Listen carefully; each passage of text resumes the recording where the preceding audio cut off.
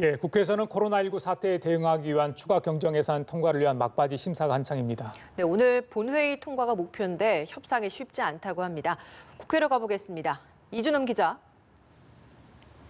네, 조금 전 여야 3당 교섭단체 예산결산위원회 간사들이 만나 코로나19 추경 협상을 시작했습니다. 앞서 어제 오후와 저녁 두 차례 만났지만 결론을 내지 못했는데요. 민주당 이인영 원내대표는 이번 추경이 전 세계 경제 하락에 대비하기 위한 최소한의 대비책이라고 목소리를 높였습니다.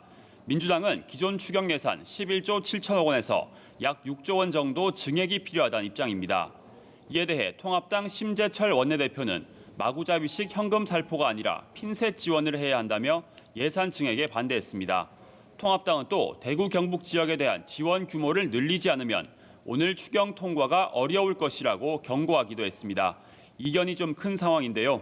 여야는 당초 어제 예산 소위 의결을 끝낸 뒤 오늘 예결위 전체 회의와 본회의를 잇따라 열어 추경안을 처리할 계획이었습니다.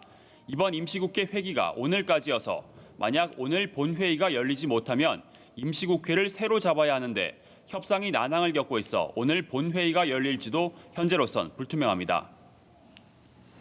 예, 이 기자, 각 당의 선거 준비 상황도 좀 살펴볼까요? 민주당의 비례연합 정당 참여 조금 속도를 내고 있는 것 같습니다.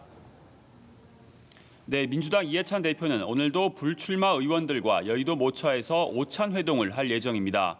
공식적으로는 부인하고 있지만 비례연합 정당 파견을 설득하는 자리로 보입니다. 비례연합 소속 현역 의원이 많아야 비례대표 투표용지에 앞번호를 받을 수 있기 때문입니다. 이와 별개로 민주당 내 공천 갈등이 불거지는 모양새인데요. 이 대표는 어제 경선에서 떨어진 뒤 무소속으로 출마하면 영구 제명하겠다고 경고했습니다. 세습 공천 논란에 출마를 포기했던 문희상 국회의장의 아들 문석균 씨, 또 공천에서 떨어진 민병두 의원과 오재세 의원 등을 겨냥한 건데요. 하지만 이들이 여전히 무소속 출마 의사를 거두지 않고 있습니다. 미래통합당 역시 공천 파동에 휩싸였습니다. 어제 통합당의 비례정당인 미래한국당의 비례대표 순번이 공개됐는데요. 당선 안정권으로 인식되는 상위 20번 안에 통합당 영입 인재가 단 한 명도 포함되지 않으면서 통합당이 발칵 뒤집힌 겁니다. 명단 최종 확정까지 미래한국당 최고위 의결만 남았는데 일부 최고위원들이 반발해 최고위는 아직도 열리지 않고 있습니다.